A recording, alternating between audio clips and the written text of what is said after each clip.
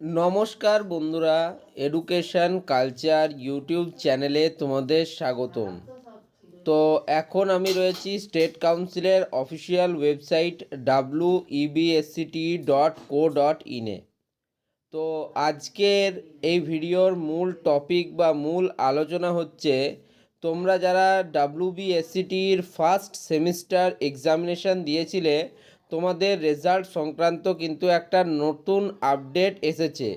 এই আপডেটটি এখন অবধি স্টেট কাউন্সিলের অফিসিয়াল ওয়েবসাইটে আপডেটেড হয়নি, কিন্তু অর্থাৎ আজকের মধ্যে বা কালকের মধ্যে এই আপডেটটি কিন্তু স্টেট কাউন্সিলের অফিসিয়াল ওয়েবসাইটে তোমরা দেখতে পাবে। তো আপডেটটা কি? আপডেটটা মূলত তোমাদের যে কপি চেকিং এবং অনলাইন মার্কস আপলোডিং বিষয়ে। তোমরা প্রত্যেকেই জানো যে তোমাদের কপি চেকিং হওয়ার পর অনলাইনে মার্কস আপলোড করতে হয়। একইভাবে তোমাদের কিন্তু যারা ডিপ্লোমার যারা থার্ড এবং ফিফথ সেমিস্টার এক্সামিনেশান দিয়েছে যে দাদা ভাইয়েরা রয়েছে, তারা কিন্তু তাদের অনলাইন সাবমিশনের যে লাস্ট ডেট সেটা কিন্তু জানানো হয়েছে 17ই ফেব্রুয়ারি 2025, অর্থাৎ তাদের ক্ষেত্রে আজকে হচ্ছে তোমাদের 17ই ফেব্রুয়ারি। ওকে, তো আজকের দিনটাই হচ্ছে তাদের জন্য মার্কস আপলোডিংয়ের লাস্ট ডেট।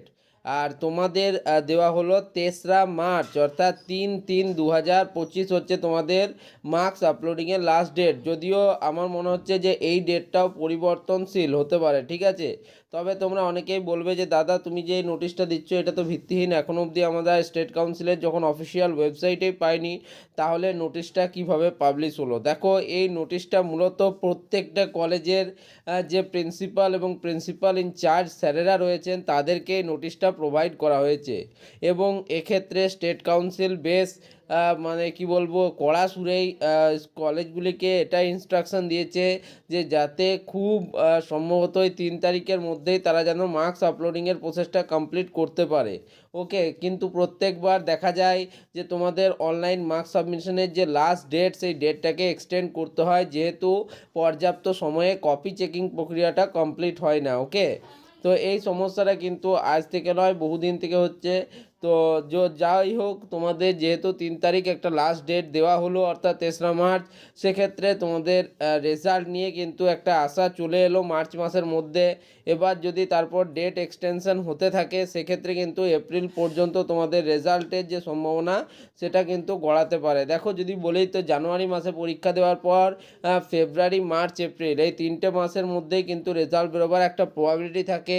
একইভাবে যারা আমার থার্ড এবং ফিফথ সেমিস্টার দাদাভাইরা রয়েছে তাদেরও কিন্তু তোমাদের এই মার্চ মাসেই রেজাল্ট আউট হবে। যে যতই বলুক ফেব্রুয়ারিতে রেজাল্ট বার করা এক কথায় অসম্ভব। মানে যেহেতু সময় খুব কম, ফেব্রুয়ারি মাসটাও 28 দিনের, যদি ফেব্রুয়ারিটা 31 দিনের থাকতো তাও বলা যেত যে লাস্টের দিন বেরোতে পারে।